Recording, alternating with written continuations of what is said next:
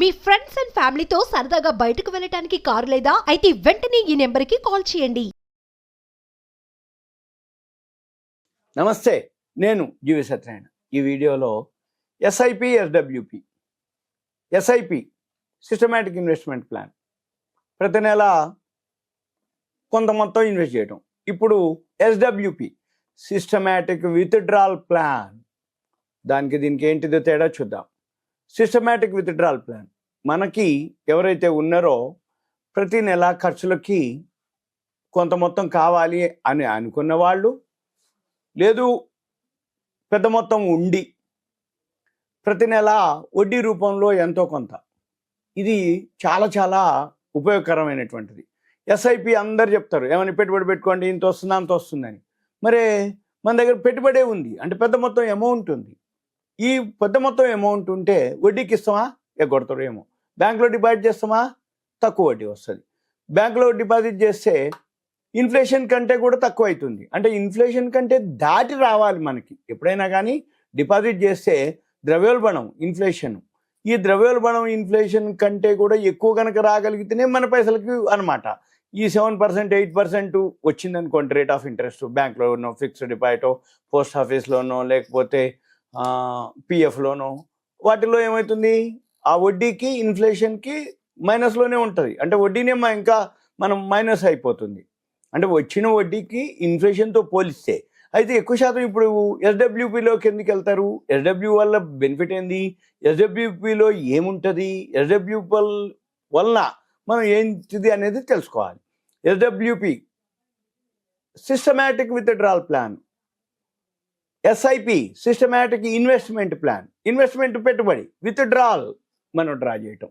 అయితే ఈ మధ్య కాలంలో పిల్లలు అంటే సాఫ్ట్వేర్ ఇంజనీర్లు కావటం, బీటెక్లు అయిపోవటం, చిన్న ఏజ్లోనే ఆడపిల్లలు మగపిల్లలు మంచి ప్యాకేజీలతో రావటం, ఈ పెద్దవాళ్ళు ఎవరైతే ఉన్నారో ఏజ్ అయిపోయినాక రిటైర్మెంట్ అవ్వటం, లేదు పెద్ద మొత్తం రిటైర్మెంట్ అయినప్పుడు పెద్ద మొత్తం రావటం. ఎక్కువ శాతం ఇది రిటైర్మెంట్ అయ్యే వాళ్ళకి బెనిఫిట్, రిటైర్మెంట్ అవుతున్నప్పుడు వాళ్ళకి బెనిఫిట్, రిటైర్మెంట్ అయిన వాళ్ళకి బెనిఫిట్.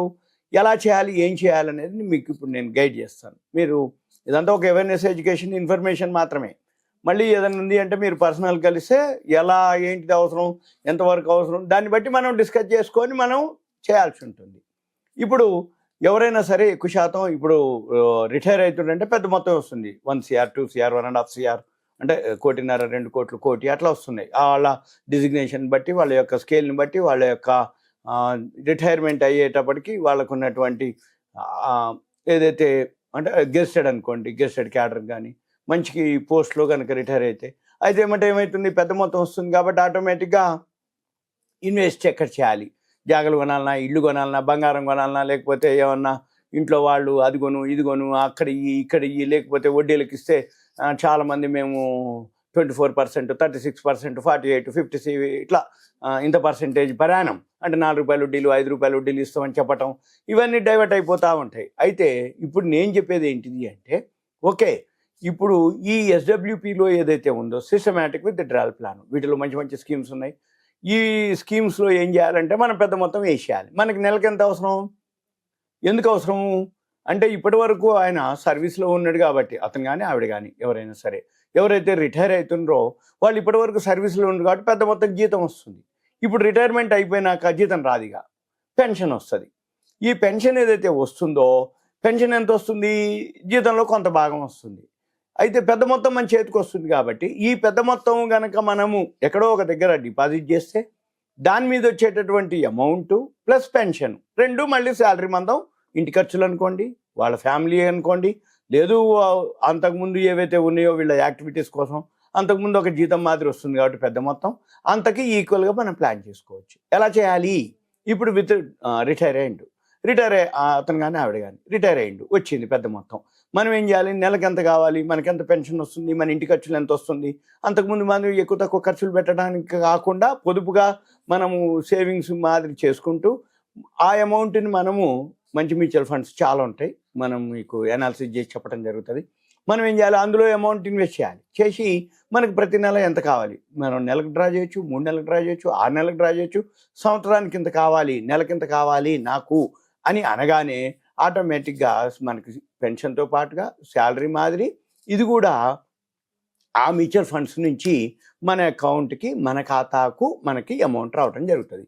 అయితే ఇక్కడ మనం గమనించాల్సింది ఏమిటి అంటే ఇప్పుడు సపోజ్ మన దగ్గర ఏదైతే ఉందో 5,000 కావాలన్నా, 10,000 కావాలన్నా, 15,000 కావాలన్నా, 20,000 కావాలన్నా అనేది మీరేం చేయాలి? ఆ మ్యూచువల్ ఫండ్ ఎవరైతే మీరు సంప్రదించదలుచుకుంటారో మీ ఫైనాన్షియల్ అడ్వైజర్ని సంప్రదించి ఎంత అమౌంట్ వేస్తే మనకి ఎంత అమౌంట్ వస్తుంది, 12%, 18%, 24%, ఎంత రిటర్న్స్ వస్తున్నాయి, యావరేజ్న మంచి మ్యూచువల్ ఫండ్స్ ఉంటాయి, 5 స్టార్ రేటింగ్ మ్యూచువల్ ఫండ్స్ ఉంటాయి. ఈ 5 స్టార్ రేటింగ్ మ్యూచువల్ ఫండ్స్లో మనం కనుక వేస్తే పరానము 20%, 30%, 40%, 50% వచ్చినాయి ఉన్నాయి. లాస్ట్ ఇయర్ అయితే 110% కూడా వచ్చింది. అంటే 120%, మంత్లీ 10% వచ్చింది. మనం ఏం చేయాలిగా? ఎటువంటి ఏవైతే ఉన్నాయో అటువంటి మ్యూచువల్ ఫండ్ సెలెక్ట్ చేసుకొని వాటిలో ఏం చేయాలి? మనం ఇన్వెస్ట్ చేయాలి. ఇన్వెస్ట్ చేస్తే ఇక్కడ మనం గమనించాల్సింది ఏమిటి అంటే మనము సపోజ్ పెద్ద మొత్తం వేసినాం, మనకు ఒక 20,000, 30,000 కావాలి అనుకున్నాం, పర్ మంత్ 50,000 కావాలనుకున్నాం. 50,000 మందికి ఎంత వేస్తే ఎంత వస్తుందో చెప్తారు వాళ్ళు, మనం అంత ఇన్వెస్ట్ చేస్తాం. ఇన్వెస్ట్ చేసిన తర్వాత ఆ అమౌంట్ ఏదైతే ఉందో మనకు విత్డ్రాల్ అవుతూ ఉంటుంది, ప్రతి నెల మన అకౌంట్కి జమ అవుతుంటుంది. కానీ మనం చూడవలసింది ఏంటంటే యాప్ ఉంటుంది మీకు. అయితే ఇదంతా కూడా మార్కెట్ ఒడిదుడుకులతోటే ఉంటుంది. మార్కెట్ ఒడిదుడుకులు అంటే ఏంది? మార్కెట్ పెరిగిందా మన యొక్క వాల్యూ కూడా పెరుగుతుంది, మార్కెట్ తగ్గిందా మనకి ఇచ్చేది ఉంది. అయితే అక్కడ ఏం జరుగుద్ది అంటే మనకిచ్చే అమౌంట్ అంటే మనం విత్డ్రాల్ చేసేటటువంటి అమౌంట్ ఎంత ఉంది, మన ఖాతాలోకి ఆ నెలలో ఎంత వచ్చింది. సపోజ్ ఇప్పుడు మనం డిసెంబర్లో ఉన్నాం, గత 2 నెలల నుంచి ఎఫ్ఐఎల్ కంటిన్యూ అమ్ముతూ వచ్చారు, మార్కెట్ ఫాల్ అవుతూ వచ్చింది, ఏం రాలేదు మ్యూచువల్ ఫండ్స్లో. అప్పుడు ఏమవుతుంది? మన పైసల్లోంచే మన ఖాతాలోనే మన పైసలు ఇచ్చినట్టే, అంటే మన ప్రిన్సిపల్లోంచే మన పైసలు ఇచ్చినట్టు విత్డ్రాల్ జరిగింది. ఒక్కొక్కసారి ఒక్క నెలలో కంటిన్యూగా, ఇప్పుడు రేపు బడ్జెట్ వస్తుంది, లేకపోతే ట్రంప్ ఎలక్షన్స్ అయిపోయినాయి, ట్రంప్ ప్రమాణ స్వీకారం, మన దేశానికి అయితే ఎఫ్ఐఎల్ బాగా వచ్చారు అనుకోండి, ఒక్కొక్క రోజు 2,000, 1,500 పాయింట్లు పెరుగుతూ పోయింది అనుకోండి, అప్పుడు మన అకౌంట్లో బాగా కూడా జమ అయిపోతుంది మ్యూచువల్ ఫండ్స్లో. ఏది మన అమౌంట్కి ఇంక్రీజ్ అయింది. ఎప్పుడైతే ఇంక్రీజ్ అయితే మనం తీసుకునేది కొంచెమే, కానీ పెద్ద మొత్తం అక్కడ జమ అయింది. ఇక మనం ఏం చేయాలిగా? గమనించేది ఏంటిది అంటే యాప్లు ఉంటాయి, ఆ మ్యూచువల్ ఫండ్స్ ఎంత రిటర్న్స్ వస్తుంది, ఏమొస్తుందో మనకు తెలుస్తుంది. మనం ఏం చేయాలిగా? దాన్ని బట్టి మన ఖాతా అనేది జమా ఖర్చే. మనము ఎంత పెద్ద మొత్తం అక్కడ జమ చేస్తే దాంట్లోంచి విత్డ్రాల్ జరుగుతూ ఉంటుంది. ఈ విత్డ్రాల్ జరిగింది అక్కడ ఎక్కువ వచ్చిందా మన పైసలు అక్కడ ఉంటాయి. అయితే ఇదంతా కూడా లాంగ్ రన్కి మంచిగా ఉంటుంది. అంతే తప్ప ఒక నెల తగ్గంగానే ఇంక నా పైసలు అయిపోయినాను, ఒక నెల బాగా పెరిగిందని ఇంకెక్కువ చేస్తుంటాం, అట్లా ఉండకూడదు. జనరల్గా మనం రిటైర్మెంట్ చేసి, కాకపోతే మనం కావాలనుకుంటే ఇంక్రీజ్ చేయటం, డిక్రీజ్ చేయటం, తగ్గించుకోవటం, పెంచుకోవటం అవన్నీ మామూలు. మళ్ళీ ఏది మ్యూచువల్ ఫండ్ అంటే ఏంది? సింపుల్గా మన ఇష్టం, మనకు కావాలనుకుంటే తీసుకోవచ్చు, మనకు కావాలంటే ఇవ్వచ్చు, మన దగ్గర ఎక్కువ ఉన్నాయి ఇంకా జమ చేయొచ్చు, లేదు మనకు అవసరమైన తీయొచ్చు. ఇదంతా ఏంటిది? ఈ విత్డ్రాల్ ప్లాన్లో ఏంటిదంటే మనం ఒక గోల్ కానీ మనకు ఒక కొన్నేళ్ల వరకు ఒక 5 years, 10 years టైం ఫ్రేమ్ పెట్టుకోవటం, లేదు ఇన్ఫ్లేషన్ అనుగుణంగా, లేదు మనకి ఎటువంటి ఖర్చులు రాబోయే రోజుల్లో, సపోజ్ మ్యారేజ్ ఈవెంట్స్ కానీ, గృహప్రవేశాలు కానీ, ఏదైనా ఇల్లు కానీ, ఫ్లాట్ కానీ, విల్లా కానీ కొనదలుచుకున్నాం అనుకోండి, లేకపోతే మెడికల్ వాటికి కానీ, మెడికల్ ఎక్స్పెన్సెస్ కానీ ఏదైతే అవసరం ఉందో వాటికి సంబంధించిన ప్లాన్ చేసుకొని మనం ఏం చేయవచ్చు? సిస్టమేటిక్గా విత్డ్రాల్ ప్లాన్ పెట్టుకోవచ్చు. నెల అవసరం ఉంటుంది, లేదు అనుకుంటే మనకు అవసరం ఎంతైతే ఉందో అంతమందమే కొంచెం డ్రా చేసుకునే ఫెసిలిటీస్ ఉంటుంది. మనకి తెలుస్తుంటుంది మన ఖాతాలో ఎంత జమ అయింది, ఎంత పెరిగింది, ఎంత వస్తుంది, ఏముంది, మన వాల్యూ ఎంత ఉంది, ఎన్ఏవి అంటాం, నెట్ అసెట్ వాల్యూ, ఇది ఎంత ఉంది అనేది ఎప్పటికప్పుడు మీకు ఓన్లీ మెసేజ్, వాట్సాప్ మాదిరి తెలిసిపోద్ది. ఇది సింపుల్గా. ఇంకా మీకు ఏదైనా డౌట్స్ ఉంటే మీరు మీ phone number, area, WhatsApp message content పెడితే మనం డిస్కస్ చేయడానికి వీలైతే. ఇదంతా కూడా సిస్టమేటిక్ విత్డ్రాల్ ప్లాన్లో మీకు ఒక వివరణ మాత్రమే.